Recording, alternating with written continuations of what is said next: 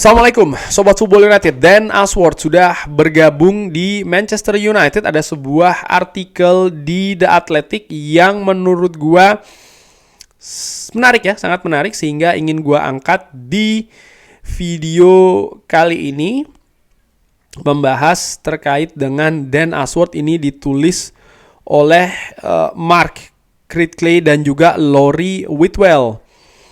Dan Ashworth akan dilihat salah satunya ya, atau akan dihakimi salah satunya terkait dengan rekrutmen di Manchester United, di mana di artikel ini ada beberapa informasi penting yang ingin gue bahas, informasi mengenai situasi saat ini dan juga situasi sebelumnya. Sporting Director atau pekerjaan dari Sporting Director ini seharusnya tidak hanya dilihat fokusnya di rekrutmen, di mana hal ini diketahui dengan bagus oleh Dan Ashworth. Di sebuah interview dengan The Athletic di tahun 2020, dia menggambarkan perannya ya. Ketika itu dia masih di Brighton sebagai dia ini duduk di tengah roda, dan dari sisi luar roda tersebut adalah menjadi kepala dari berbagai departemen.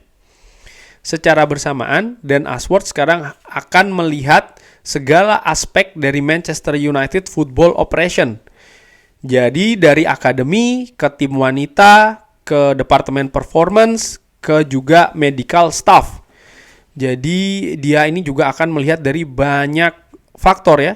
Dan juga tentu saja rekrutmen sebagai peran yang integral dari posisi Sporting Director. Disebutkan di artikel ini dari seseorang atau dari beberapa yang memiliki pengetahuan terkait dengan rekrutmen di Manchester United, bagaimana mereka ini mengaturnya di sebelumnya. Ini ada sebuah contoh, misalnya Alejandro Garnacho yang didatangkan dengan harga 150.000 pounds di tahun 2020. Saat ini sudah berkali-kali lipat, valuasinya bahkan menyentuh 80 juta pounds. Ini jadi dilihat memang situasi Garnacho ini menjadi salah satu hal yang positif di Manchester United.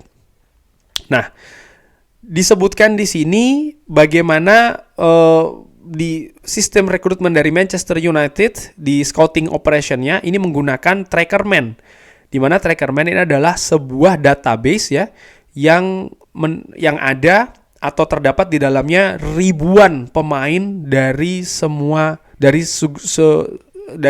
segala penjuru dunia. Sistem ini disebutkan juga sebagai black box, dan masing-masing scout atau pemandu bakat ini tidak bisa melihat laporan satu dan yang lainnya. Jadi yang bisa melihat laporan secara keseluruhan ini sangat terbatas ya. Tapi transparansi dari target potensial dari yang dilalui ya, melalui pertemuan-pertemuan secara mingguan misalnya, ini juga terus dilakukan. Dan dilakukan juga dengan pembicaraan antara tim pemandu bakat dengan Head of Pemandu Bakat, Steve Brown, atau Head of Scouting Operation, Steve Brown. Nah, sistem ini dirubah oleh Ineos dengan mendatangkan Christopher Vivell. Bahkan sudah diresmikan ya Christopher Vivell, walaupun untuk jangka waktu yang masih pendek. Dia pernah bekerja di transfer pada saat dia di Red Bull Leipzig dan juga di Chelsea. Dan opini-opini serta pendapatnya mengenai mendatangkan pemain ini juga akan menjadi bagian dari proses tersebut dengan Omar Berada dan Ashworth serta Jason Wilcox memiliki pendapat juga. Sir Dave Braithwaite memiliki peran yang sangat signifikan untuk menempatkan tim secara bersama dan akan berlanjut untuk melihat bagaimana arah strategik dari Manchester United. Di samping juga akan memberikan kebebasan ya unsur-unsur lain membuat keputusan di Manchester United. Manajer Erik ten Hag tetap akan memiliki suara yang krusial di situasi transfer ya, terutama pemain yang didatangkan, dan tidak akan ada pemain yang didatangkan tanpa persetujuan Erik ten Hag. Dan menurut gue ini hal yang penting. Ada banyak komentar mengenai pemain-pemain yang mungkin direkomendasikan oleh Erik ten Hag yang bla bla bla. Menurut gue rekomendasi dari manajer itu hal yang normal dan bahkan harus dilakukan karena dialah yang akan mengimplementasikan taktik strategi di atas lapangan secara detail dari satu pertandingan ke pertandingan yang lain, ya kan. Tapi tentu saja ada pihak-pihak lain, misalnya Dan Ashworth, seperti tadi namanya Christopher Vivel ya, yang akan membantu di sana. Ya, ada situasi ataupun juga informasi ya bahwa proses pengambilan keputusan misalnya di periode sebelumnya ini dilihat menjadi penghalang di cepatnya pengambilan karena ada informasi yang disebutkan di The Athletic ya bahwa ketika Manchester United ataupun tim pemandu bakat Manchester United melihat seorang talenta ya, ini sering sekali pergerakannya tidak cukup cepat. Sering sekali tidak jelas ya kenapa target ini tidak dilanjutkan prosesnya. Bahkan bagaimana faktor kontribusi dari kelambatan ini apakah berada pada John Murtough atau berada pada Glazer, di mana Glazer posisinya kan di Amerika ya, dan dia atau mereka ini ingin terlibat juga di penentuan keputusan untuk mendatangkan pemain-pemain yang diburu. Oke, ada situasi yang disebutkan contoh ya terkait dengan Moises Caicedo, di mana pada saat itu sudah dimonitor secara dekat oleh Manchester United di Amerika Selatan.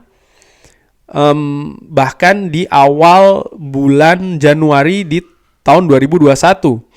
Pada saat itu ada 2 juta release clause untuk Moises Caicedo dan tidak dilihat sebagai sebuah penghalang. Tapi Manchester United melihat Caicedo perkembangannya ya, dan juga situasinya ini sebenarnya sebentar. Kalau gue lihat malah sebenarnya bisa ini dikejar oleh Manchester United. Tapi situasi terkait dengan agensi yang cukup banyak ya, ini yang menghambat proses tersebut. Dan bagaimana dari harga berapa tadi? Harga 2 juta menjadi 4 juta US dollar. Dan setelah kenaikan tersebut, maka Manchester United memutuskan untuk tidak melanjutkan ya. Walaupun selanjutnya Caicedo ini bergabung ke Brighton, di mana pada situ ada Dan Ashworth, dan bahkan setelahnya dijual ke Chelsea dengan rekor 115 juta pound sterling. Jadi memang ada penilaian yang tidak jelas ya. Kenapa pemain ini dilanjutkan, kenapa tidak? Mungkin ada kenaikan harga yang mungkin 1, 2, 3 juta terkait dengan Moises Caicedo tadi katakan demikian, tapi hal tersebut sudah cukup membuat untuk Manchester United ini mundur. Tidak ada misalnya analisa yang lebih mendalam, lebih meluas, lebih detail lagi yang membahas kenaikan harga tersebut kira-kira masih cukup oke atau tidak. Karena melihat Moises Caicedo sekarang valuasinya sudah jauh berlipat ya. Ketika Manchester United misalnya mendatangkan dengan harga 4 juta US dollar pada saat itu sekitar ya 2 sampai 3 juta euro, dan sekarang valuasinya cukup tinggi. Ini kan merupakan hal yang sangat positif sebenarnya. Lalu ada contoh lain, Pedro Neto pun juga seperti itu ya. Juga di sini disebutkan Jamal Musiala. Wow, ini juga pernah dipantau oleh scout Manchester United Andreas Hermann di Jerman, dan bahkan dilihat sebagai salah satu pemain terbaik. Dengan Tom Leeson juga melihat Musiala ya, yang bermain dengan tim Inggris U16 bersama dengan Jude Bellingham. Nah, ini pada saat itu merasa bahwa terlalu beresiko untuk mengejar Musiala, yang pada saat itu masih belum jelas ya akan membela negara mana. Oh wow, hanya karena itu saja dihentikan perburuannya. Menurut gue ini luar biasa. Memang kerja dari tim scouting dari Manchester United, terutama pembuat keputusan, ini harus diperbaiki ya. Lalu ada juga situasi dengan Benjamin Sesko. Di mana pada tahun 2018 disebutkan sudah ditawarkan oleh Red Bull dengan harga 2 juta pounds. Sorry, Red Bull ini menawar 2 juta pounds untuk striker Slovenia ini. Tapi Manchester United hanya mau membayar 1 juta pounds. Oke. Dan ditingkatkan lagi menjadi 1,1 juta euro. Dan ditingkatkan lagi menjadi 1,2 juta euro. Wow.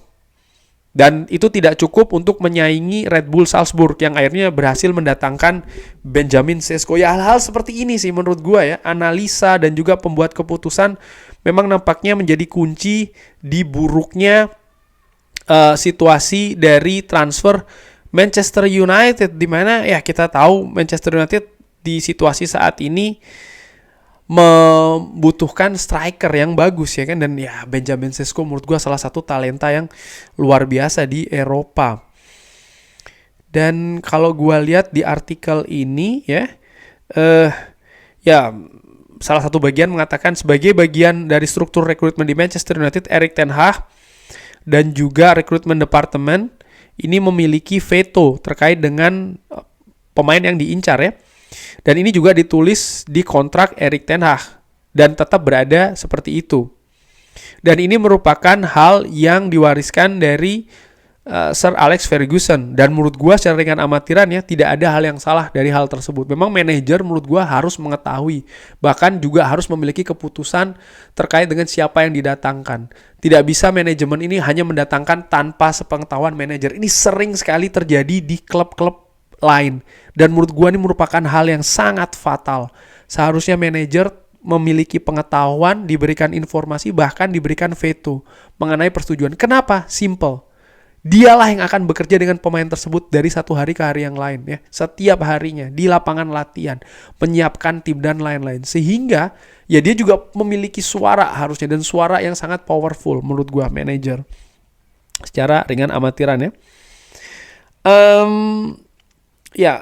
Disebutkan ya, walaupun memiliki pengalaman seperti itu sebelumnya, bagaimana situasi di bursa transfer ini sering tidak sejalan misalnya dengan apa yang diinginkan oleh Erik ten Hag.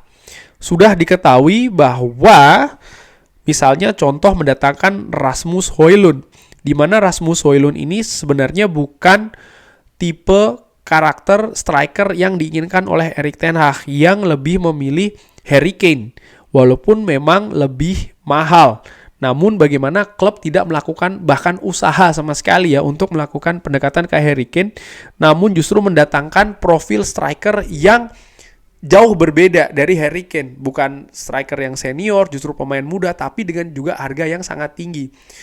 Dan menurut gua pada saat itu Erik ten Hag ya tidak memiliki situasi ataupun juga pilihan yang banyak, sehingga dia nampak seperti kayak dibuat mana lagi gitu, karena tidak ada pilihan lain selain menyetujui. Di sisi lain kalau dia tidak setuju ya dia hanya akan memiliki seorang Anthony Martial ya kan. Dan di sinilah menurut gua peran dari yang disebutkan tadi di artikel di awal di artikel, yaitu adalah peran dari sporting director, peran dari recruitment director ya kan, Christopher Vivaldi juga penting di sana. Ketika memang ada semacam kayak kesulitan untuk beroperasi di bursa transfer, dan harus dipahami oleh sobat football United dan juga fans Manchester United, pelatih atau manajer itu hanya bisa memberikan rekomendasi, tapi manajemen lah yang melakukan operasi untuk mendatangkan pemain tersebut, bernegosiasi dan lain-lain. Angka tinggi, angka rendah itu bukan tergantung dari manajer, tapi tergantung dari kinerja manajemen. Dan ketika manajemen misalnya menemukan kesulitan-kesulitan yang besar ya untuk mendatangkan pemain, ya mereka harus bisa memberikan solusi, mereka harus bisa memberikan alternatif, opsi-opsi lain juga kepada sang manajer, dan wajib manajer ini diinformasikan ya, dan bahkan diberikan ruangan untuk memberikan persetujuan terkait dengan opsi-opsi tersebut dengan adil.